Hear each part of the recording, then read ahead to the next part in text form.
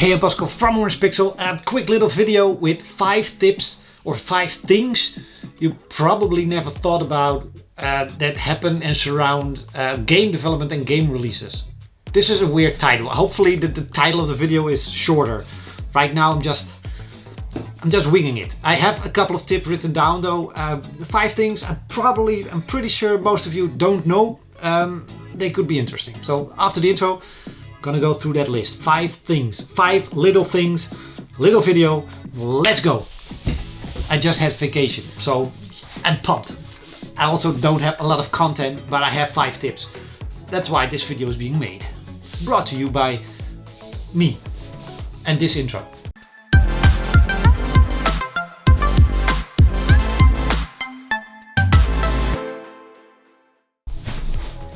Tip 1, before you actually get to release your game, you're working on your game, you want to promote your game, and there are many award shows, like, just a lot of award shows. I'm not gonna name them, but the thing you don't know about these award shows, they cost you as developer, they cost you money. To enter these awards, most of the big awards, you need to pay sometimes just as little as $10, but for certain developers in certain countries, that's a large sum.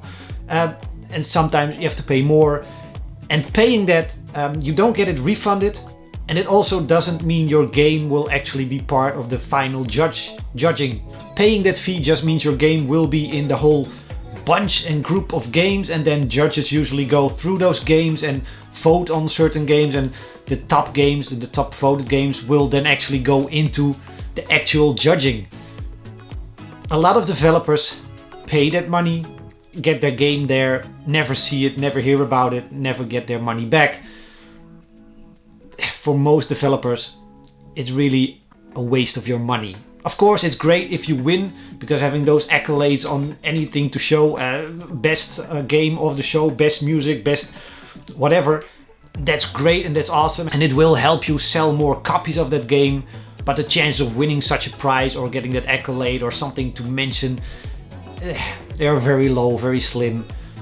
I personally, I wouldn't participate. But that's up to every developer for his own. Just so that you know, you have to pay to be part of it, and you might not even be part of it after you pay. That's tip 1. Second thing is that this microphone is not plugged in. The second thing is you haven't released your game just yet, but you're about to release it. So on Steam, your game shows up in the coming soon list, and hopefully it will get noticed by players and people and interested parties. That's when your mailbox is probably gonna be filling up with people asking for Steam keys. They will tell you that they are Twitch streamer XYZZ, or that they are YouTuber famous dude 002. Whoever they say they are not. They're pretty much scamming you, trying to get Steam keys from you. Usually they will ask for 1 key for themselves, but also a couple for their friends. And they are probably reselling those keys on the black, the gray market. There are sites where Steam keys can be bought. These scammers will try to get your Steam key and then resell it, and that's how they make money. And they probably sell your game or that Steam key for less than you are selling your own game, which isn't even live yet at that point. Whoever they say they are not. Most YouTubers will not be contacting you for a Steam key. If they are big enough, have a big enough audience, they either get the games themselves, or they are already being contacted by you on a mailing list or a press list or whatever. They don't really have to hunt down game keys, pretty much. If they are actual genuine YouTubers or Twitch streamers, they probably have very low views. That's another thing you should check. Even if it's a real one and not a scammer, they might have like 40,000 subscribers, but those can be fake and bought as well. Check the views on their videos, and check when their last video was uploaded, and check if they actually play the type of games that you made. Because if they're just uploading Minecraft videos, why would they suddenly want your game and show it?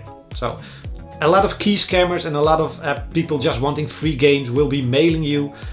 Don't fall for it, but what you can do is check the link. They usually give you a link to their YouTube channel or Twitch stream. That's an actual true link. Check that one and find a contact email address on that page. If there's an email address on the YouTube page, contact that one, send them a key. Why not? Because that's an actual address. And worst case, the key is never going to be used. Best case, the streamer, the actual streamer or YouTuber will actually play your game on his channel. Can't lose on that one. Just don't send the keys through email to those scammers. That's thing number 2. Now we're about to release. So what happens when we release a game? This is going to be cool. And I say cool thing, but it's not really a cool thing. When you release a game on pretty much any platform, and that's a PC, iOS, Android, Switch, probably Xbox and PlayStation as well. Within like 1 or 2 or 3 days, there will be illegal copies. I usually have Google alerts for all the game titles and the name Orangepixel and a couple of other names. So every day I'll get emails from those things showing up anywhere, and you will actually get in those emails, there will also be the illegal versions, download links to illegal versions. I wouldn't trust them, I wouldn't download them, wouldn't check them out, but illegal copies just happen. You can't do much against it. You can try to do call for taking down those links and maybe contact Google to remove those things from their search engine. Doesn't mean they're gone, because they're obviously still going to be on the internet. It doesn't really matter much. You can put a lot of energy into that stuff. I don't. I just ignore it. I gave up on it. People that want to buy your game and are interested in you and as a developer and your game will buy the game. The people downloading illegal games, especially unknown little indie titles, if they're downloading your game, they probably have no idea what they're downloading. They are just collecting games, and who knows, maybe they'll try your game, find it entertaining and enjoy it, and they will now know about you, and next time they might even purchase your game on any of the other platforms or when it's discounted or whatever. Just illegal versions will show up within days of release. Ignore it. That's my best advice. Ignore it. It happens. You can't do anything about it. It's just how it works, sadly. So, yeah, that's not very positive, is it? The problem is my last point is gonna be even more negative, but it has to be said, so brace yourself. I'm gonna put you over there, and then the last point, alright, the last point, and this is gonna shatter so many dreams. I'm sorry. Nobody cares about your game being released. Nobody besides you cares. This is a weird angle. I'm gonna move you a little bit. Okay, so this is much better. I'm sorry to have to tell you this, but nobody cares about your game being released, or very, very few people care. Let's put it this way. Down the street from you, a few houses or blocks or whatever you're living, a few apartments down the road, there's this guy, and in his bedroom he's constantly making music. And the last couple of months he's been working on a song, and it's a pretty awesome song. He's been writing it, he's been playing it a lot, almost every day, working on that song, and it's now done, ready, and he's about to release that song, and it's gonna be on Spotify. Actually, it's already on Spotify and it's on iTunes or whatever, but you have no clue. You don't really care about this guy down the road because you have never heard his song. You didn't even know he was singing.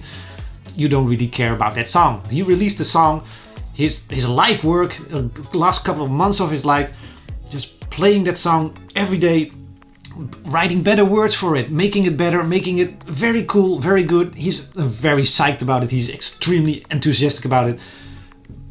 We don't care about that guy down the road. We are making games. We don't really care about his music, his type of music, his whatever. And we don't care about that guy, and we never seen that guy.